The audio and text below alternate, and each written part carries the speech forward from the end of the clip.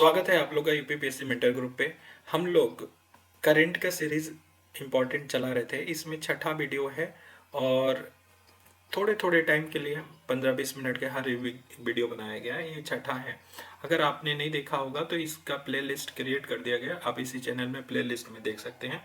और इसका PDF Telegram group पे शेयर किया जा रहा है। आप नीचे लिंक की दिए गए टेलीग्राम का लिंक दिया गया है, उसे जाके ज्वाइन करके प्राप्त कर सकते हैं। चलिए पहला क्वेश्चन आज का देखते हैं कि Asia Pacific institute for broadcasting development का अध्यक्ष कौन अभी हाल ही में बना है, चुना गया है। तो Asia Pacific institute for broadcasting development का अध्यक्ष भारत को चुना गया है और भारत ये लगातार तीसरे कार्यकाल के लिए चुना गया है। और इसका हेडक्वार्टर कहाँ पे है, तो कुआलालंपुर मलेशिया में है। एआईबीडी का हेडक्वार्टर कहाँ पे है, कुआलालंपुर मलेशिया में है। अभी हाल ही में जेल उद्योग ब्रांड जिसका नाम है मुक्ति, ये कहाँ पे लॉन्च किया गया। जेल उद्योग ब्रांड मुक्ति कहाँ पे से लॉन्च किया गया, तो बिहार के सीएम ने लॉन्च किया। और इसमें होगा क्या, कैदियों द्वारा जो भी बनाए गए उत्पाद हैं उसमें इस ब्रांड्स के नाम से बेचा जाएगा जो भी उत्पाद बनाएंगे। ठीक है। नेक्स्ट है कि परमाणु मिसाइल ब्यूखनेस्टिक का सफल परीक्षण किसने किया। ये परमाणु मिसाइल है ब्यूखनेस्टिक, इसका सफल परीक्षण किसने किया, रूस ने किया। ठीक है। नेक्स्ट है कि third global maritime India summit 2023 कहां पे आयोजन हुआ, तो मुंबई में हुआ। क्लियर। नेक्स्ट क्वेश्चन कि आईएसओ सर्टिफिकेट प्राप्त करने वाला देश का पहला महिला पुलिस स्टेशन कौन सा बना है। जो आईएसओ सर्टिफिकेट प्राप्त किया है वो देश का पहला महिला पुलिस स्टेशन का नाम पूछा जा रहा है, तो ये महिला थाना भोपाल को आईएसओ सर्टिफिकेट मिला है। नेक्स्ट है कि लक्ष्मी योजना किससे रिलेटेड है और किसने लॉन्च किया। लक्ष्मी इसका फुल फॉर्म होता है location accessible multi modal initiative. ये उड़ीसा सरकार द्वारा इसको लॉन्च किया गया और सार्वजनिक परिवहन को सस्ता और विश्वसनीय बनाने के लिए ये योजना है। सार्वजनिक परिवहन को क्या सस्ता और विश्वसनीय बनाने से जुड़ा हुआ ये योजना है। नेक्स्ट क्वेश्चन ये है कि एडकल गुफाएं, एडकल की गुफा कहाँ पे है, एडकल की गुफा कहाँ पे है, तो ये अम्बुकुथी पहाड़ियों में है, केरल में। अम्बुकुथी की पहाड़ियां कहाँ पड़ती है, केरल में। तो एडकल की गुफा अम्बुकुथी के पहाड़ियों में पड़ता है। नेक्स्ट क्वेश्चन ये है कि Lemru elephant corridor, Lemru elephant corridor कहाँ पे है, तो छत्तीसगढ़ के कोरबा जिले में लेमरू एलिफेंट कॉरिडोर पड़ता है। Very important. नेक्स्ट क्वेश्चन है कि देश का पहला नैनो डीएपी, डीएपी का फुल फॉर्म होता है डाई अमोनियम फास्फेट प्लांट का उद्घाटन कहाँ पे किया गया, गांधीनगर में किया गया। और किसने किया, तो हमारे होम मिनिस्टर अमित शाह ने किया। तो देश का पहला नैनो डीएपी प्लांट का उद्घाटन कहाँ पे किया गया, गांधीनगर गुजरात में। ये बड़ा इंपॉर्टेंट क्वेश्चन बनता है। ठीक है ना। नेक्स्ट है कि अभी हाल ही में चीन द्वारा पश्चिमी प्रशांत महासागर में विशाल दूरबीन का निर्माण कर रहा है। कौन कर रहा है, चीन पश्चिमी प्रशांत महासागर में विशाल दूरबीन का निर्माण कर रहा है जिसे घोस्ट पार्टिकल डिटेक्टर कहा जा रहा है। घोस्ट पार्टिकल डिटेक्टर कहा जा रहा है। तो इस डिटेक्टर का नाम क्या है, तो क्या नाम रखा गया है डिटेक्टर का, ट्राइडेंट रखा गया है। ध्यान रखना, जो घोस्ट पार्टिकल डिटेक्टर है उस डिटेक्टर का नाम क्या है, ट्राइडेंट है। क्लियर। नेक्स्ट क्वेश्चन की तरफ चलते हैं कि यौन उत्पीड़न निवारण अधिनियम जिसको पॉस एक्ट बोलते हैं, ये किससे जुड़ा है। यौन उत्पीड़न निवारण अधिनियम कार्यस्थल पे महिलाओं के यौन उत्पीड़न से सुरक्षा के लिए। ध्यान रखना कि विशाखा गाइडलाइन आया था, सुप्रीम कोर्ट ने विशाखा गाइडलाइन दिया था। उस विशाखा गाइडलाइन के को मद्देनजर रखते हुए ये अधिनियम आया और ये भारत सरकार द्वारा 2013 में पारित किया गया था। क्लियर। पॉस एक्ट को द होप इनिशिएटिव किस सरकार द्वारा लॉन्च किया गया, द होप इनिशिएटिव पंजाब सरकार के था। और ये किससे जुड़ा हुआ है, तो जो भी नशीली दवाओं के खतरे से निपटने हेतु, ये नशीली दवाओं के खतरे से निपटने हेतु द होप इनिशिएटिव लॉन्च किया गया है। फिर क्या इसका लक्ष्य निर्धारित किया गया कि 15 अगस्त 2024 तक पंजाब को क्या कर लेंगे, नशा मुक्त राज्य बना लेंगे। नशा मुक्त राज्य बनाने के लिए द होप इनिशिएटिव लॉन्च किया गया। नेक्स्ट है कि एक कस्तूरी काटन भारत पहल, ये क्या कौन सा पहल है, कस्तूरी काटन भारत पहल। ये केंद्रीय कपड़ा मंत्रालय द्वारा लॉन्च किया गया। कस्तूरी कॉटन भारत वेबसाइट लॉन्च किया गया इसी पे। और भारतीय कपास को एक ब्रांड और एक लोगो के साथ लॉन्च किया गया कस्तूरी कॉटन। ये भारत पहल है, कस्तूरी कॉटन भारत पहल। ठीक है। एक स्प्रेटली आइलैंड बड़ा विवाद में रहा। तो किसके किसके बीच में ये विवाद है? तो चीन और फिलीपींस के बीच में है। जब आप मैपिंग करोगे तो दक्षिण चीन सागर में 100 से अधिक द्वीपों का समूह है जो स्पाइटली आइलैंड के रूप में देखोगे। और किसके किसके बीच में आप ढूंढोगे तो मिल जाएगा, ये स्पाइटली आइलैंड वियतनाम और फिलीपींस के मध्य में ये है। लेकिन विवाद ध्यान रखना, ये वियतनाम और फिलीपींस के बीच में पड़ेगा, बट ये विवाद स्पाइटली आइलैंड को लेके किसके किसके बीच में? चीन और फिलीपींस के बीच में। क्लियर?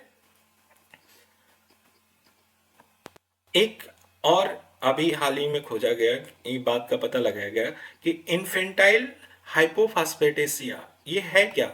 इन्फेंटाइल हाइपोफास्फेटेसिया ये जेनेटिक डिजीज है, दुर्लभ जेनेटिक डिजीज है, जिसमें क्या होता है, रोगी की हड्डियां और दांत क्या हो जाते हैं? नष्ट हो जाते हैं। उन्हीं को बोलते हैं इन्फेंटाइल हाइपोफास्फेटेसिया। ठीक है ना। चक्रवात हार्मोन कहाँ पे आया? बंगाल की खाड़ी में आया। और इसका नाम किसने दिया था? ईरान ने दिया। ध्यान रखना हार्मोन को। सर्वश्रेष्ठ पर्यटन गांव के रूप में डब्ल्यूटीओ ने किसको घोषित किया? तो धोर्दो गांव को, ये गुजरात में है, धोर्दो गांव को सर्वश्रेष्ठ पर्यटन गांव के रूप में डब्ल्यूटीओ ने घोषित किया। ठीक है ना। यूएनडब्ल्यूटीओ। अच्छा, डब्ल्यूटीओ का कब इस्टेब्लिश हुआ था? तो 1995 में हुआ था। इसका हेडक्वार्टर कहाँ पे है? हेडक्वार्टर जेनेवा में है। ठीक है ना। और इसमें अगर देखा जाए तो कितने देश शामिल हैं? टोटल 164 देश शामिल हैं। ठीक है ना। ये भी बात ध्यान रखना कि डब्ल्यूटीओ कब इस्टेब्लिश हुआ था? 1995 में। और ये यूएन का क्या है? एक एजेंसी है, विशिष्ट एजेंसी में डब्ल्यूटीओ गिना जाता है। तो 1995 में। और इसका हेडक्वार्टर कहाँ है? Geneva, Switzerland. और 164 देश इसमें क्या है? शामिल है। चक्रवात तेज ये कहाँ पे आया? अरब सागर में आया और ओमान और यमन को प्रभावित किया, या ओमान यमन के तटों पे आया। इसका चक्रवात तेज का नामकरण किसने किया? भारत द्वारा तेज का नामकरण किया गया। और ध्यान रखना अरब सागर में आया है और ओमान यमन के तट पे। नेक्स्ट है कि हिंद महासागर रिम एसोसिएशन, बड़ा इंपॉर्टेंट ये भी ऑर्गेनाइजेशन है, इसके बारे में जानना चाहिए। इसकी अध्यक्षता अभी किसको मिला है? तो बांग्लादेश को मिला है इसकी अध्यक्षता। Very important. और मतलब सॉरी, था बांग्लादेश को पहले था, अभी किसको मिला? श्रीलंका को मिला। तो याद रखना हिंद महासागर रिम एसोसिएशन की अध्यक्षता किसको मिल गया है? श्रीलंका को। ठीक है ना। अगले 2 वर्ष के लिए, 2023 से 25 के लिए। और भारत क्या होगा? उपाध्यक्ष होगा। तो हिंद महासागर रिम एसोसिएशन का अध्यक्षता कौन करेगा? श्रीलंका करेगा। और उपाध्यक्ष कौन है? भारत। ध्यान रखना। और कहां से अभी आया है? किसके पास था इससे पहले अध्यक्षता? बांग्लादेश के पास। अब आते हैं हिंद महासागर रिम एसोसिएशन की स्थापना कब हुई थी? 1997 में हुई थी। और हिंद महासागर के किनारे जितने भी देश है ना, किनारे, हिंद महासागर के किनारे, वो सब सारे इस संगठन में शामिल हैं। एकमात्र यूरोपीय देश शामिल है जिसको बोलते हैं फ्रांस, एकमात्र। ठीक है ना, जो हिंद महासागर से जुड़ा हुआ नहीं है। तो ये ध्यान रखना। क्लियर। नेक्स्ट कि गगनयान के एबॉर्ड मिशन का सफल परीक्षण किया। किसने किया था? इसरो ने किया। और ये एबॉर्ड मिशन के साथ ही क्रू स्पेस सिस्टम और क्रू मॉड्यूल का भी परीक्षण किया गया। ठीक है ना, TBD-1 के नाम से ये गगनयान का एबॉर्ड मिशन का सफल परीक्षण किया गया। अबाबिल हथियार प्रणाली का सफलतापूर्ण परीक्षण किसने किया? अबाबिल हथियार प्रणाली का सफलतापूर्ण परीक्षण किया पाकिस्तान ने। तो ध्यान रखना अबाबिल। नीलगिरी तहर, वेरी इंपॉर्टेंट, नीलगिरी तहर संरक्षण परियोजना कहाँ किसने स्टार्ट किया? तो तमिलनाडु सरकार द्वारा शुरू किया गया। और इसको आइबेक्स भी कहा जाता है। नीलगिरी तहर को ध्यान रखना, नीलगिरी तहर है क्या? एक बकरी है, बकरी, एक गोट है। ठीक है ना। और IUCN में इंडेंजर्ड श्रेणी में आता है। और ये नीलगिरी के नाम से ही पता चल रहा है कि नीलगिरी के पहाड़ियों में पाया जाता है। तमिलनाडु का ये राजकीय पशु भी है, ध्यान रखना इस बात को। Regional rapid transit system, regional rapid transit system, ये दिल्ली गाजियाबाद मेरठ कॉरिडोर बनाया जा रहा है और हाल ही में पीएम द्वारा इसका उद्घाटन किया गया। रीजनल रैपिड ट्रांजिट सिस्टम का क्या है, इसमें semi high speed rail connectivity इसमें बनाया जाएगा और इसके अंतर्गत जो भी ट्रेन चले गए उसको क्या नाम दिया जाएगा, नमो भारत। जो भी आरआरटीएस के अंतर्गत चलने वाली रैपिड ट्रेन होंगी उनका नाम क्या दिया जाएगा, नमो भारत, ध्यान रखना, ठीक है ना। और दिल्ली गाजियाबाद मेरठ कॉरिडोर बनाया जा रहा है इसके आरआरटी के लिए। भारत सरकार, दिल्ली, हरियाणा, राजस्थान और यूपी गवर्नमेंट का संयुक्त उद्यम देखा जाए तो ये रीजनल रैपिड ट्रांजिट सिस्टम है और इसका क्या है उद्देश्य, क्या है मेन, कि दिल्ली एनसीआर में बेहतर कनेक्टिविटी प्रदान करना। तो ध्यान रखना कि आरआरटीएस से जुड़ा कौन कौन है, भारत सरकार है, दिल्ली है, हरियाणा है, राजस्थान है और यूपी गवर्नमेंट का ये संयुक्त उद्यम है रीजनल रैपिड ट्रांजिट सिस्टम, ठीक है ना। और उद्देश्य क्या है, दिल्ली एनसीआर में बेहतर कनेक्टिविटी प्रदान करना। नेक्स्ट है एमएसपी। एमएसपी भी बड़ा न्यूज में रहता है, आए दिन भी पूछ लिया जाता है। तो पहली बात ये बताओ कि एमएसपी किसके द्वारा अनुशंसा की जाती है। ध्यान रखना, सीएसीपी के द्वारा अनुशंसा की जाती है, अनुशंसा किया जाता है, ठीक है ना। लेकिन एमएसपी की घोषणा किसके द्वारा की जाती है, ये हमारे आर्थिक मामलों के कैबिनेट समिति द्वारा इसकी घोषणा की जाती है। तो ध्यान रखना कि क्या पूछ रहा है, अगर इसका एमएसपी का कैलकुलेशन देखा जाए तो सीएसीपी करेगा, ठीक है ना, कृषि लागत और मूल्य आयोग द्वारा, और अनुशंसा करेगा। अब इस पे आर्थिक मामले की कैबिनेट समिति मानेगा कि नहीं उसकी अनुशंसा के, उसके ऊपर डिपेंड करता है। लेकिन घोषणा एमएसपी का कौन करता है, ये आर्थिक मामलों के कैबिनेट समिति द्वारा घोषणा किया जाता है। ये वर्ष में 2 बार किया जाता है। टोटल कितने फसलों पे किया जाता है, 23 फसल पे। अगर देखा जाए तो खरीफ फसल सबसे ज्यादा इसमें शामिल है 14 और 6 रबी फसल है। तो अगर 23 फसल है तो इस 23 में 7 अनाज शामिल है, 7 तिलहन है, 5 दलहन है और 4 वाणिज्यिक फसल हैं जिसपे एमएसपी की घोषणा की जाती है। तो टोटल 23 है। नेक्स्ट न्यूज में ये रहा कि राफा बॉर्डर कहां पे है। तो राफा बॉर्डर ध्यान रखना फिलिस्तीन और मिस्र के मध्य में पड़ता है। तो देखो ये फिलिस्तीन है, गाजा पट्टी है और गाजा पट्टी के बगल में ये मिस्र पड़ेगा और इधर इजराइल पड़ेगा, गाजा पट्टी। इन दोनों के बीच में जो बॉर्डर पड़ता है इसी को राफा बॉर्डर बोला जाता है, ध्यान रखना, आप मैप में भी देख सकते हो। अमूर फाल्कन ये मणिपुर वन विभाग ने गणना करने का निर्णय लिया है। अमूर फाल्कन का स्थानीय भाषा में इसको क्या बोलते हैं, अखुई पुइना, क्या बोलते हैं, अखुई पुइना बोलते हैं। और आईयूसीएन में लिस्ट कंसर्न में शामिल है अमूर फाल्कन। क्लियर। नेक्स्ट है कि चेरिया पानी ये क्या है। तो भारत और श्रीलंका के बीच में एक नौका सेवा है चेरिया पानी। भारत और श्रीलंका के बीच में एक नौका सेवा स्टार्ट किया गया है चेरिया पानी, जिससे बोला गया, ठीक है ना। नेक्स्ट अब देखो पुरस्कार में देखें तो रामानुजन पुरस्कार 2023 किसको मिला है, रुइक्सी यांग झांग को मिला है, कैलिफोर्निया विश्वविद्यालय के प्रोफेसर है। स्पिनोजा पुरस्कार वेरी इंपॉर्टेंट, स्पिनोजा पुरस्कार नीदरलैंड का है, ये नीदरलैंड का है जो विज्ञान के क्षेत्र में दिया जाता है। स्पिनोजा पुरस्कार नीदरलैंड के द्वारा, और ये मिला है डॉक्टर जियोइता गुप्ता को स्पिनोजा पुरस्कार मिला है।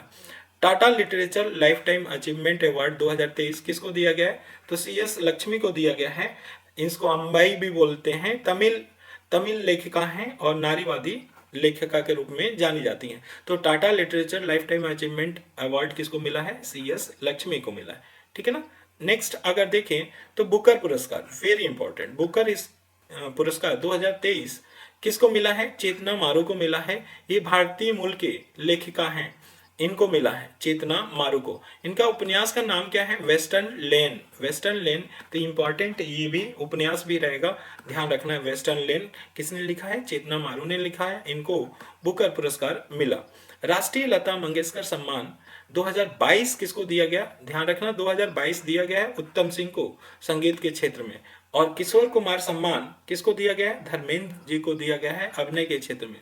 नेक्स्ट क्वेश्चन कि सरस्वती सम्मान 2022 किसको मिला, तो तमिल लेखिका शिव शंकरी को दिया गया और इनका संस्मरण है सूर्य बामसमय के लिए, इनका संस्मरण है सूर्य बामसमय के लिए, उनके लिए इनको सरस्वती सम्मान मिला। फिर आता है कि बुसान इंटरनेशनल फिल्म फेस्टिवल, अभी उसमें बेस्ट एक्ट्रेस का अवार्ड किसको मिला, तो करिश्मा तन्ना को मिला। बुसान के इंटरनेशनल फिल्म फेस्टिवल में बेस्ट एक्ट्रेस का अवार्ड किसको मिला, करिश्मा तन्ना को मिला और इसको वेब सीरीज के लिए ये दिया गया। ये बुसान सिटी कहाँ पे है, तो दक्षिण कोरिया में है, ठीक है ना, क्लियर।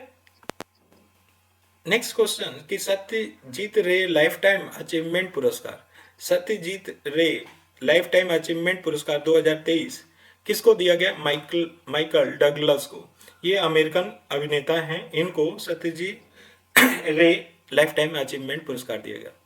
ये 54वें अंतर्राष्ट्रीय फिल्म महोत्सव जो गोवा में हुआ उसके समय में दिया गया। ग्लोबल इंडियन अवार्ड गाला किसको दिया गया, सुधा मूर्ति को दिया गया। ये कनाडा इंडियन फाउंडेशन द्वारा दिया जाता है ग्लोबल इंडियन अवार्ड गाला, और टोरंटो में ये दिया गया। ये पुरस्कार पाने वाले सुधा मूर्ति के बाद अगर देखें तो इससे पहले कौन पाया था, ये पुरस्कार नारायण मूर्ति को मिला था 2014 में, ठीक है। नेक्स्ट है कि प्रेसिडेंट्स कलर्स पुरस्कार, प्रेसिडेंट्स कलर्स पुरस्कार, प्रेसिडेंट कलर्स पुरस्कार किसको दिया गया, तो नागा रेजिमेंट की 3rd बटालियन को दिया गया। इंपॉर्टेंट क्वेश्चन है, प्रेसिडेंट रेजिमेंट की 3rd battalion, sorry president colours पुरस्कार नागा रेजिमेंट की 3rd बटालियन को दिया गया। नेक्स्ट है कि साखारोव मानवाधिकार पुरस्कार किसको दिया गया, तो महसा अमीनी को दिया गया। महसा अमीनी ये क्या है, ईरानी महिला हैं जो हिरासत के समय में इनकी मृत्यु हो गई थी ईरान में, तो उनको महसा अमानी को साखारोव मानवाधिकार पुरस्कार दिया गया, मानवाधिकार। और साखारोव पुरस्कार किसके द्वारा दिया जाता है, यूरोपीय संघ के द्वारा दिया जाता है, और यूरोपीय संघ का शीर्ष मानवाधिकार पुरस्कार है कौन, साखारोव मानवाधिकार पुरस्कार। तो बस आज के लिए इतना ही रखते हैं, नेक्स्ट टाइम पे मिलते हैं। Thank you so much.